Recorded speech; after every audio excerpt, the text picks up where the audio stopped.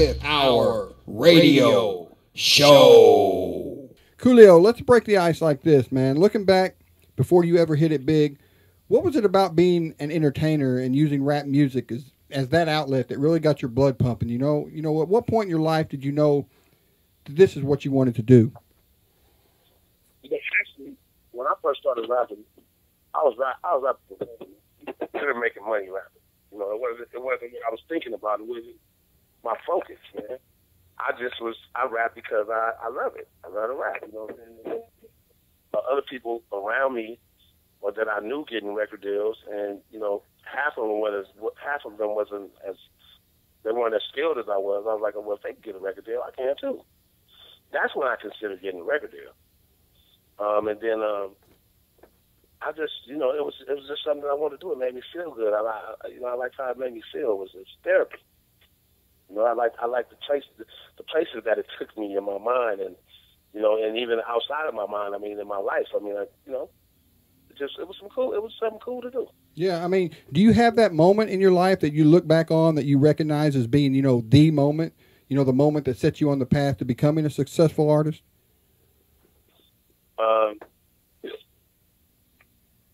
Ice Cube was getting ready to go on tour, and this was right around the time when JD went to jail. JD got life. JD from the Lynch Mob. Yeah. Yeah, got his time, and then Short Dog. No, Shorty from the Lynch Mob. He quit. You know, he's a Muslim. Mm-hmm. He quit. You know, he didn't want to do it no more. And Jinx got fired. Q fired Jinx. And T-Bone, I don't know what happened with him and T-Bone, but anyway, I think T-Bone might have been the only one that was left, or either he left the group too. Something, or Q fired him, I'm not sure. Mm-hmm. So Q needed a new crew. He needed like a whole new crew. So he called on, you know, Dub C. So Dub C, Crazy Tunes, and Big G, which was all Mass Circle, they was getting ready to go on tour with Q. And you know, Dub was going to back Cube up on stage. Tunes was going to DJ, and I guess Big G was going to be, you know, part of his security team. So, you know, when Dub told me that, I was like, damn, well, shit. I was like, my whole crew going, can I go? So, this was about probably a week out before tour. Dub told me that. So, you know, I'm waiting 2 days, whatever. You know, I called him. He was like, I ain't talked to him yet. I ain't talked to him yet. So it was like 2 days left, you know, before them leave for the tour. And I called Dub, and he said, I'm going to call you right back. He called me back, and he said, nah, man, he don't really know. He said he don't really know you like that. And I said, well, come on, man, whatever. Anyway, they didn't take me. So now, pretty much, my whole crew is rolling with Cube, and I'm left out in the cold. So I think that was it. Right there. Fuck it, I could do this shit. You know, jumping forward to your first solo album, It Takes a Thief, you know, my co-host Randy, who ain't here today, but I got to talk to you about Fantastic Voyage, because me and him, we used to sit out in the middle of nowhere in a car, because we're cousins, man, as well as co-host and host. We'd sit with bottle in one hand, maybe something rolled up in the other, and we would freestyle to the instrumental for hours, because one of us had the single to Fantastic Voyage, you know, and it had different versions of the instrumental on there, man. What was it like to have a song like that just took you, man, it just took you to that next level? My first producer and my DJ One, that's the guy with the big afro on the Fantastic Voyage single. Okay, so he was like, I want you to do this song, man, and he played the track, and I was like, man, I didn't like that song. I said, you know, that's Lakeside, man. So I like the song, but I said, I don't think, man, it's kind of, you know, it's kind of poppy. I don't know if I want to do that. He was like, look, man, just do it. Okay, he said, you know what, you don't want to do it? He said, do it for me then. He said, this is my song right here. Do it for me. So I did it. You know, and the original lyrics, you know, the original lyrics of Fantastic Voyage are actually the lyrics that are on Rolling With My Homies. No, I didn't know that. Rolling With My Homies lyrics were the original lyrics for Fantastic Voyage. But somebody got at me. It's like, man, if you change the lyrics on this song and make it more universal, this song could be a hit. But A&R told me that as a Tommy Boy, and you know, actually I told him, man, let me do the rapping, you do the A&R, and I kind of, you know, was a smart ass with him, but he put it on my mind, and I changed the song. So I mean, it just, you know, it was weird, man. I didn't expect Fantastic Voyage to. I didn't know, you know, I had no clue. Okay, now what made me start to have an inkling of what it probably could do was how much money they spent on the video. Tommy Boy spent a lot on the video. They went all out for the video. You know, I mean, I wrote the concept for the video. Okay, I wrote the whole concept, and they did it. They did every idea I wanted to do. So that you know, I mean, that let me know that they really liked the song. So I knew it had a chance. They dropped a lot of bills on that song, then, huh? They spent $250,000 on the video. That's a little bit of change right there. Yeah, it is. Yes, it is. You know, the very next year, what did you do? You made one of the most successful rap songs of all time in Gangsta's Paradise for the movie Dangerous Minds. Now, the rumors are, and I want to know if they're true or not, that wasn't even going to be included on a solo album initially, right? Was it a surprise hit for you? Because, you know, that happens a lot in the music industry. Well, the record company, when I first played it for Tommy Boy, I mean, let me tell you, right after I finished the song, I walked out of the studio, put the cassette in my car. I think I had an Infiniti. I had a Q45. Mm-hmm. I put it in my car, and I started playing it. I was like, damn, I like this song. I really like it. So I started calling people, playing it for them over the phone, and I called the A&R from Tommy Boy. And he said, well, you know, I can't really hear it that well, you know, send me a copy of it. So I overnighted it to him. And when he got it, you know, I waited. He didn't even tell me that you know, for a couple of days. I waited like 3 days. I said, so what y'all think of the song? He said, well, I played it in our weekly meeting, and, you know, everybody likes it, but, you know, at best we think it's a good album cut. So by that time, I had already, my manager who was at the time was Paul Stewart. He had already let Kathy Green from Disney here. He let her hear it, and she loved it, and she wanted to put it in. She just wanted to do something with it, and so I had that information. So when he told me that best he thought it was the album cut, I said, so then I guess y'all won't mind if I, you know, use it for a soundtrack or something, right? He's like, yeah, go ahead. You know, well, he said, wait, let me get confirmation from Tom. I said, well, all right, then call me back by the end of the day and let me know, because I got these people that want to put it on a soundtrack. So he called me back and said, yeah, go ahead, man, nobody minds, and that's what I did. I put it on a soundtrack. So now, because it started blowing up, Tommy Boy demanded that they let it be on the album. You know, it was one of the conditions of the contract. Mm-hmm. When they found out how much Disney was paying me, and you know and what kind of movie it was going to be in, or whatever, and you know they sidelined it on that.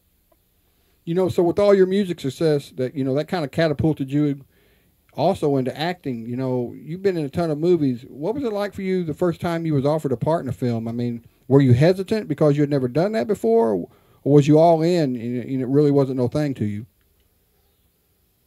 It wasn't really a big deal to me, because, you know, me and my homies play act all the time, and I used to bag on people. I used to be the king of jumping in my neighborhood, so I was always, you know, kind of acting anyway, you know, pretending to be people like, this how your mama talk, or, you know, whatever. Mm-hmm. Right? You know, your daddy walk like this, and I would do like whole little scenarios, like, you know, I'd walk like a monster, and then I start growling, and I'd be like, get me. So your daddy walk up to your mom like this, get me some pussy. Like, you know, I would do shit. I already was doing dumb shit like that, so, you know, I already was an actor, you know. Yeah, you know, be honest with me though, man. Being in movies is cool, but, you know, this can't be as cool as walking out on stage to thousands of screaming fans. Do you still get jitters when you go out on stage, or did you ever even have that? I mean, does Coolio ever get nervous? Every once in a while, bro. Every once in a while. Like, I think I get lazy. I mean, not lazy. I get more nervous at the. I get nervous at the smaller shows. Mm-hmm. The more intimate shows, huh? Yeah, the more intimate shows, you know, because people are right there. But it's been a while. Like the real little club shows, I'm fine. the shows that make why I get nervous at was when people are sitting down. Oh yeah. You know, when people are sitting down, that's when I get. I can't imagine anybody sitting down at a Coolio show. No, I don't. It don't last long. Yeah. It don't last long. And then when I do stuff with other people, you know, like when I'm in, you know, coming on stage with somebody else, you know, because I want to make sure I do really well, because I only got, you know, I'm only gonna be on there for one song, so I want to make sure I don't make no mistakes with the lyrics or, you know, nothing like that. So that's probably the only time I get nervous. I recently did something at the Associated Press Awards with Falling in Reverse, and man, I was nervous as hell. Yeah, I've seen that. I've seen that on YouTube. Mm-hmm. Yeah, man, I was so nervous right before I went on stage. You know, once the first line comes out, then all the nervousness goes away. But I was hella nervous. My knee, I had to drink a beer. I was like, hey, man, my knee's a little wobbly right now. So what's up with Coolio the Chef, man? I know you got a book out called 5-Star Meals at a 1-Star Price on Amazon. How did you become the king of the kitchen pimps? It's you know, it's a weird story. My mother passed away when I was in my early 20s, and after that, I had a problem with mealtime, and I didn't enjoy mealtime no more. It seemed like everything. My mother cooked so well that it seemed like everything I ate didn't taste right, because, you know, I missed my mother's cooking so much. So as the years went by, you know, I had kids of my own, and we started going out to dinner, and I would scarf my food down like I was in the pan, like somebody was getting ready to take it from me. You had a time limit. Yeah, and my mother, my daughter said, "Daddy, wait." One day we was in a California pizza kitchen, and I finished my food and I started reading a book. Like everybody was sitting there socializing. She said, "Daddy, what's wrong with you?" I said, "What's wrong with you?" She said, "Why you eat like that?" She said, "Why? What's?" She said, "Come outside. Let me talk to you." So we went outside. And, you know, my daughter's profound. This is my oldest daughter. Mm-hmm. All my daughters are profound, but she's cutting edge. So she said, "So what's wrong with you?" I said, "Oh, you know what? I really don't enjoy the food." She said, "What are you talking about? This food is good." I said, "But, you know, I don't know. I just don't enjoy it." I said, "You know, it don't taste like my mama food." You know what I'm saying? So I don't feel comfortable when we sit down and eat. She said, "You know what? You need some therapy. You need to go talk to somebody." I said, I'm like, "Girl, go back in here and go and eat before I don't pay for no food." So we went back in, and it stayed on my mind, you know what I mean? So I sat down and gave myself I did self-therapy. I said, "Okay, you know what the problem is. How can you fix it?" And it came, you know, it probably came to me maybe a week later. "Oh, you have to learn how to cook like your mother." I already could cook decent. You know what I mean? I was decent enough cook, you know, just from being around my family. Mm-hmm. And because they cook so well. But you knew what it was supposed to taste like. Yeah. So I started calling my aunties. It was like, "How did my mother make this? How did she make that? How did she make this?" And I just started experimenting with different things. During that time and all that experimentation, from trying to learn how my mother used to cook stuff, I found out that I had a refined palate. Like, my palate is ridiculous. Like, I could put something in my mouth and chew on it, and I can start naming off everything that's in it. Wow, that's cool. And then sometimes I wouldn't know what the flavor was, so I bought myself a spice rack, and I took a little bit of everything, lined it up on a plate, and tasted it. So that no matter what it was, I would know what that flavor was. And that's how it started. And then I just started experimenting with food, and voila. Yeah, all of a sudden I'm the ghetto gourmet. For those who haven't got the book yet, you know, tell us why they need to go out and get it. I mean, what sets your cookbook apart from the everyday run-of-the-mill cookbook? Well, it's a couple things. One thing, and I think the coolest thing, is that it's laugh out loud funny. And I mean laugh out loud funny, like you watching Martin Lawrence stand up, watching Eddie Murphy Delirious or Richard Pryor live on the Sunset Strip.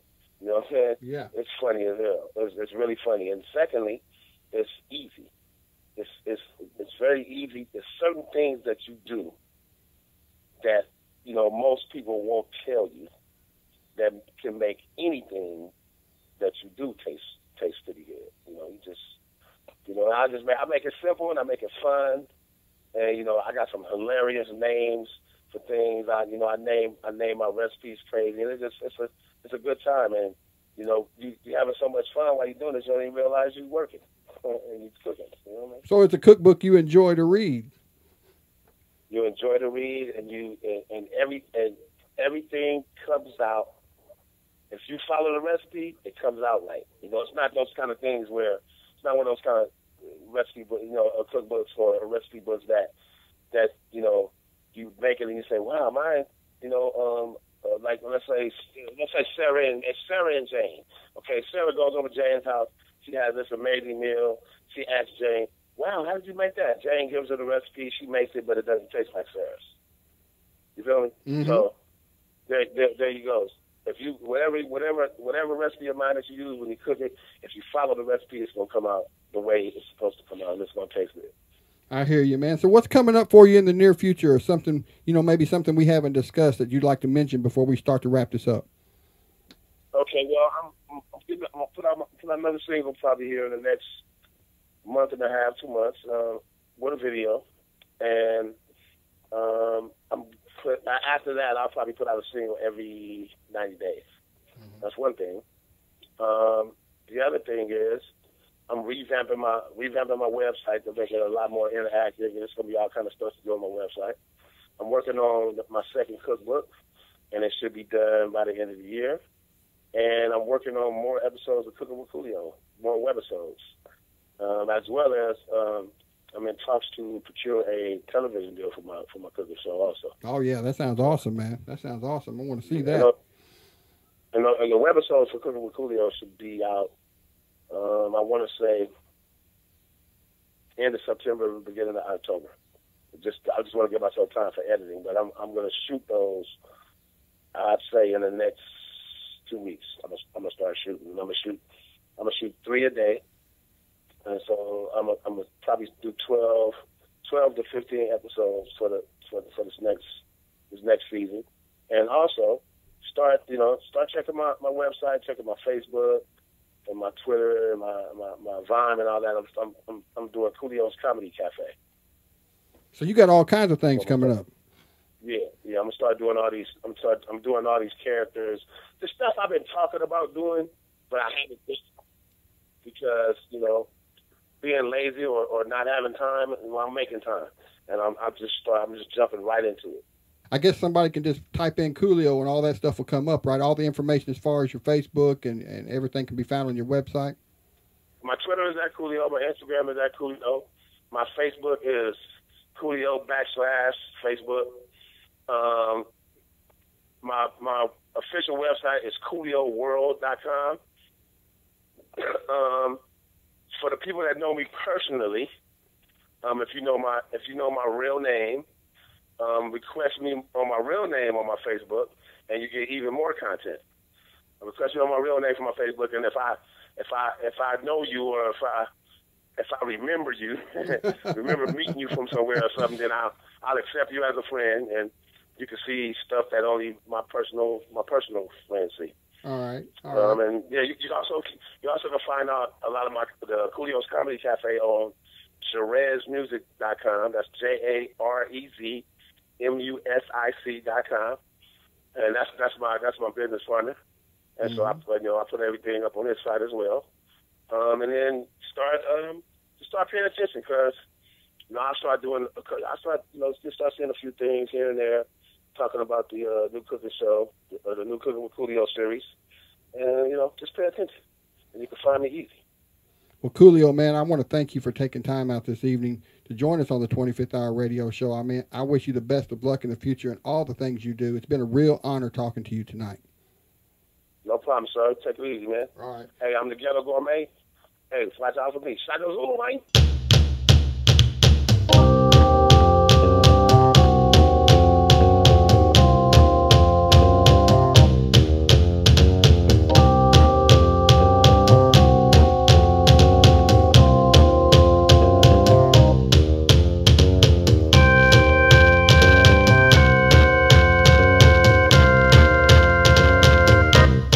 25th Hour Radio Show.